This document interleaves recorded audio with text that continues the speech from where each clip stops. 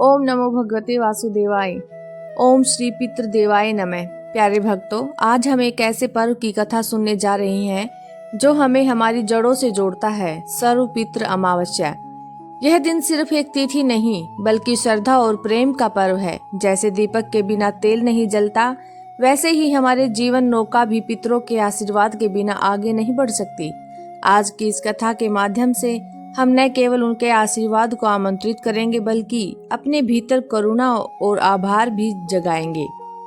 प्रिय श्रोताओ, धर्म ग्रंथ में कहते हैं पितृदेवो भव, अर्थात माता पिता और पूर्वज देवता के समान हैं। पितृपक्ष के इन दिनों में पितरों की आत्माएं हमारी ओर देखती हैं, जैसे कोई माँ अपने बच्चों को देखती है। वे हमसे धन नहीं मांगते, वे मांगते हैं सिर्फ हमारी श्रद्धा।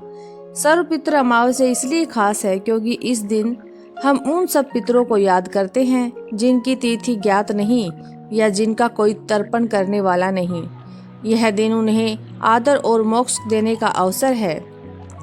सोचिए, हमारे दादा परदादा नाना जिनकी तस्वीरें अब धुंधली हो गई हैं, उनके त्याग, उनके संघर्ष और उनके सपनों के कारण ही आज हम सांस ले रहे हैं। उनके लिए कुछ पल निकालना हमारा धर्म ही नहीं बल्कि हमारा कर्तव्य है। बहुत समय पहले एक ब्राह्मण था, ज्ञानवान लेकिन घमंडी। उसने कभी पितरों का श्राद्ध नहीं किया। मृत्यु के बाद उसकी आत्मा पितृलोक में पहुंची।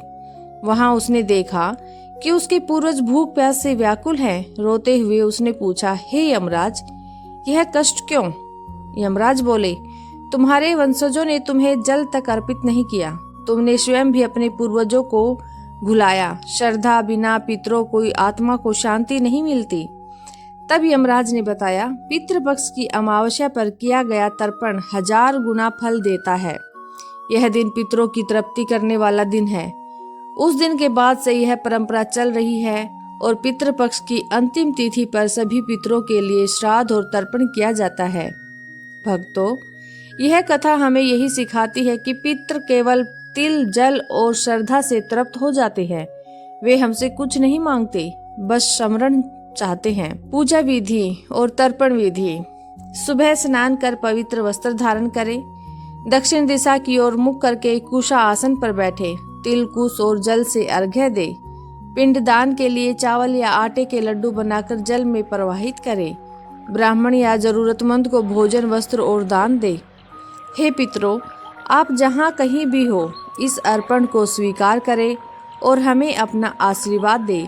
यह अंत में प्रार्थना करें। अब छोटी सी एक कहानी सुनाती हूँ। गरीब ब्राह्मण का तर्पण। एक गरीब ब्राह्मण ने केवल जल और तिल अर्पित किए। पितर प्रसन्न होकर उसे धन, यश और सुख दे गए। सौपन में पितरों का संदेश। एक व्यक्ति ने श्राद्ध की उपेक्षा की। सौपन में उसके पिता आए, बेटा, जब तक हमारा तर्पण नहीं करोगे घर में सुख शांति नहीं आएगी। फिर उसने विधि पूर्वक श्राद्ध किया और सब बदल गया। महाभारत में भीष्म पितामह ने युधिष्ठिर से कहा, जो पितरों को तर्पण करता है वह अकाल मृत्यु और वंश विनाश से बच जाता है। ये प्रसंग हमें यही बताते हैं कि पितरों का आशीर्वाद ही घर परिवार की असली पूंजी है। प्रिय श्रोताओ, सर्व पितृ अमावस्या हमें सिखाती है कि कृतज्ञता से बड़ा धर्म है। हम जितना अपने पूर्वजों को याद करेंगे उतना ही हमारा जीवन शांति और समृद्धि से भर जाएगा। हे पितरों, आप हमारी रक्षा करें, हमें आयु, आरोग्य, संतान सुख और समृद्धि दे, हमें हमारे परिवार में सुख समृद्धि दे। अंत में शांति का मंत्र बोले, ओम शांति शांति शांति ओम।